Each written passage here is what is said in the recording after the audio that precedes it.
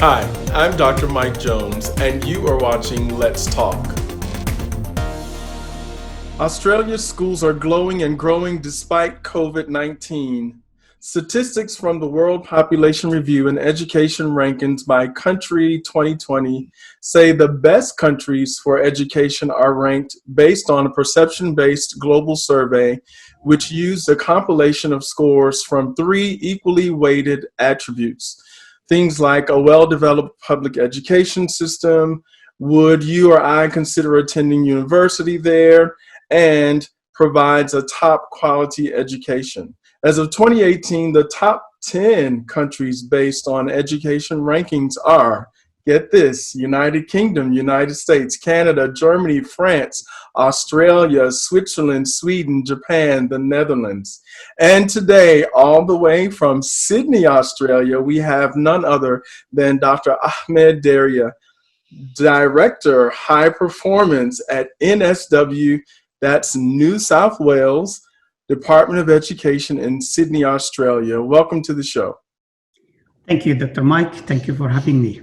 We're friends, and so we're on a first name basis. And, this is actually everybody, my former boss. And so, Ahmed, in May 2020, just a few months ago, your premier, Gladys Berejiklian, and I'm sure that's a tough word to pronounce. I hope I'm saying that correctly, announced the reopening of schools in New South Wales, which at the time was viewed as, according to the Australian Financial Review, NSW's biggest step towards normalization of life since the pandemic began, and would provide an immediate economic boost by freeing up parents to work. Would you say the goal has been accomplished, and has the economy indeed picked back up as a result of schools reopening? That's very good. I think you're right. It's spot on. I think there were two really major factors that was driving that decision, and I think it was really a brave decision. Number one was the science. So the government of New South Wales were really hearing, the scientific advice, which was all along saying consistently that the risk of children contracting the COVID and being at risk of impacted is minimum or less than the adult. And the second key point was that it's actually also to keep the equity. So even though there was about 3 months of learning from home or distance learning and e-learning, it was very clear that there was inequity. So there were kids who weren't able to have the technology or to have the support of the parents. So these were the two really major factors that was driving. And I think successfully, it proved that the result is actually maintain some sort of normality, but also maintain the economy, because it free up a lot of the parents to be able to do their work. And also it created a lot of activities in the economy, because we have got in this state we have got 800,000 students. Wow. And we have got about 80,000 staff who are involved. So you can imagine their mobility and their movement is it stimulates the economy. So that's we can see the result, and I think the most important key was to make sure that the kids actually feeling that they've been looked after, and they are valued, and they have got that also opportunity to socialize with their peers, which is an important factor, as we know, in education. So the short answer is yes, we can see, and when we can see that it didn't actually created a huge risk. The rate of infection within the community remains in a digital number.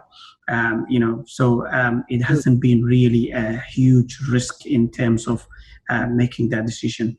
Yeah, I wish we could say the same here in the USA. And so, kudos to you and your executive staff there, and the government and the health officials working collaboratively to ensure the maximum safety of yourselves and the students. So, tell me this: I know here in America there are some schools that are open and some schools that are closed, depending upon your location. As you know, America, like Australia, is very vast in its geography. And so some schools have a normal schedule. Some schools are on a hybrid schedule. So what is the schedule right now with the schools there in New South Wales?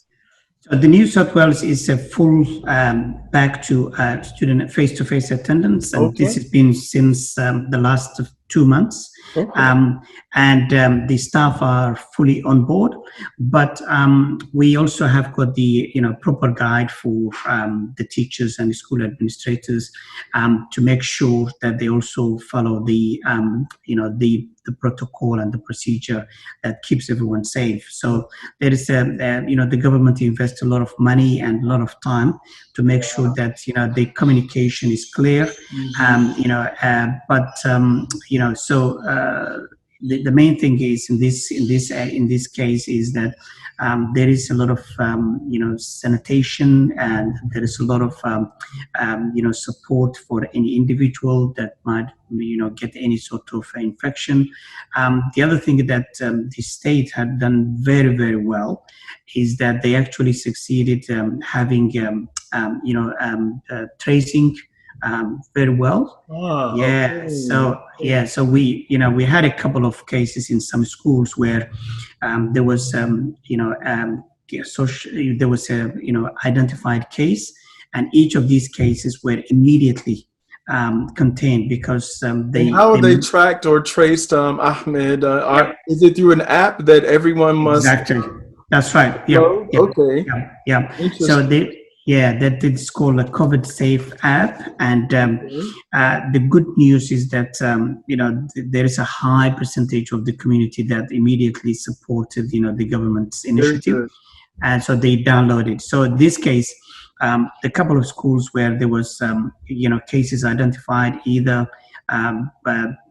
from a teacher or from a student, they immediately managed to reach out how many people this person had any contact in the last 14 days.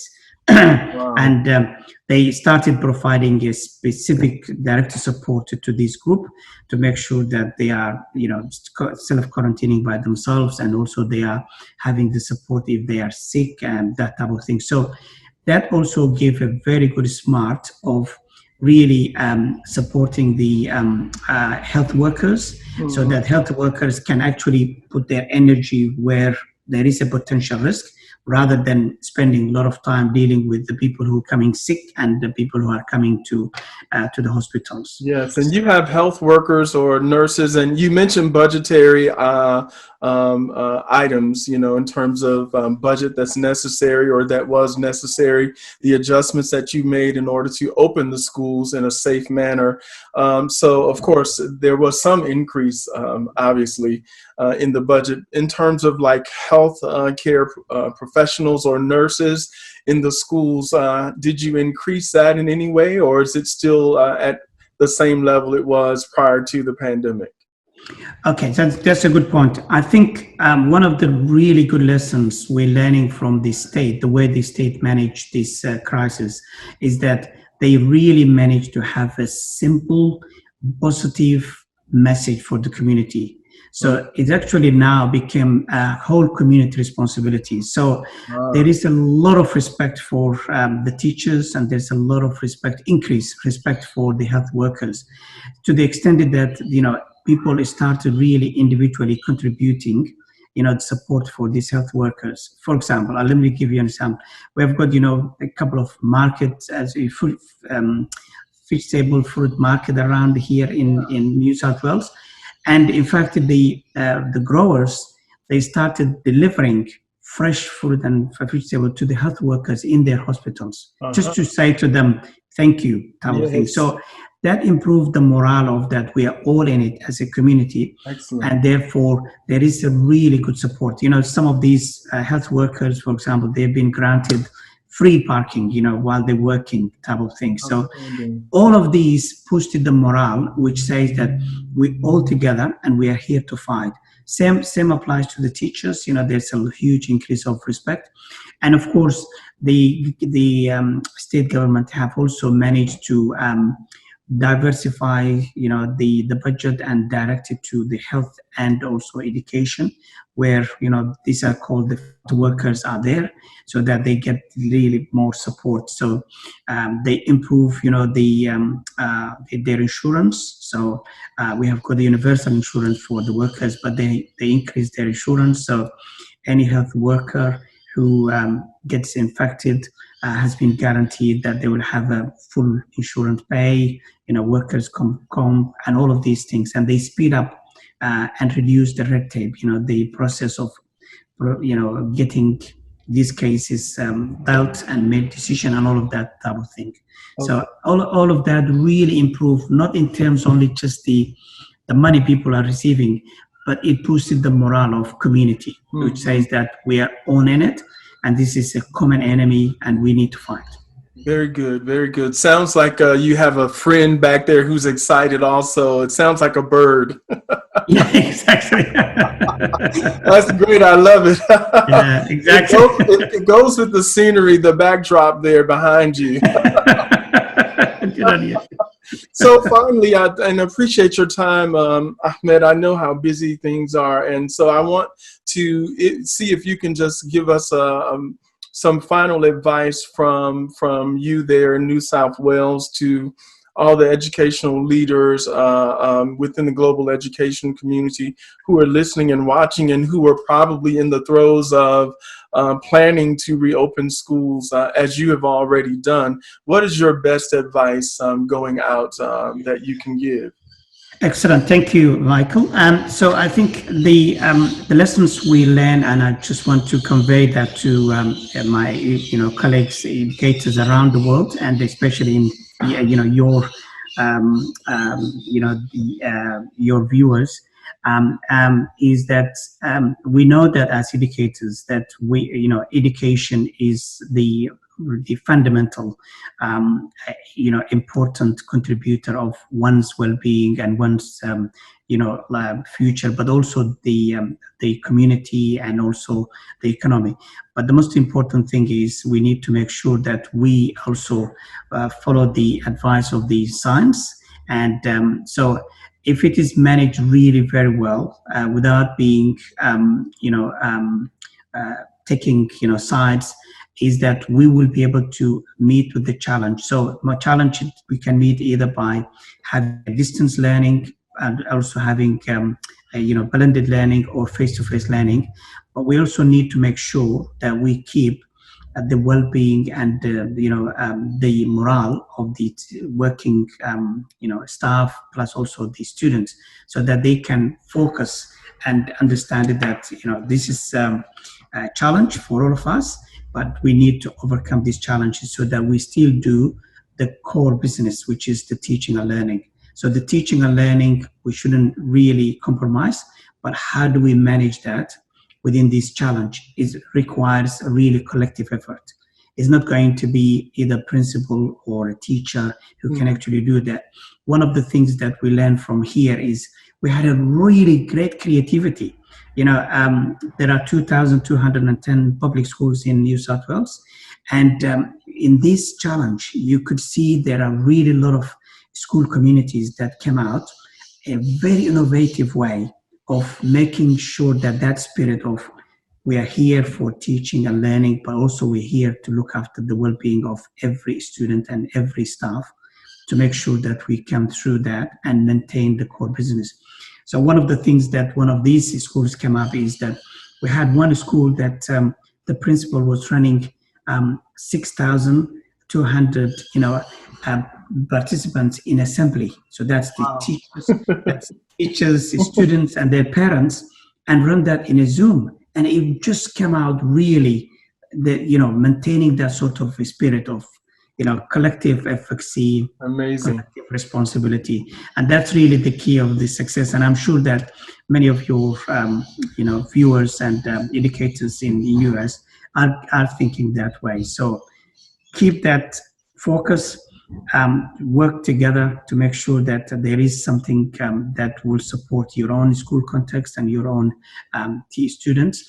But keep in mind that we're all here to try and maintain, the teaching and learning and come over through this challenge. Yes, sir. And that's what it's all about. It's all about us working together as a team, collaborating as one school community to meet the needs of our students, because they're the reason we are here after all, and they're the bottom line. The excellence in teaching and learning is what we do, and it's what we're all about. And certainly I want to congratulate you and the New South Wales Department of Education for the work that you've done to ensure the safe and successful reopening of the schools there in Sydney, Australia. And we certainly appreciate your time, and thank you so much for joining the show. And we'll look forward to catching up with you again sometime soon. Thank you very much, Dr. Michael. Thank you for having me and for the opportunity to speak in your show. Take care. Thanks for watching. Be sure to subscribe for more educational news, exclusive interviews, and more.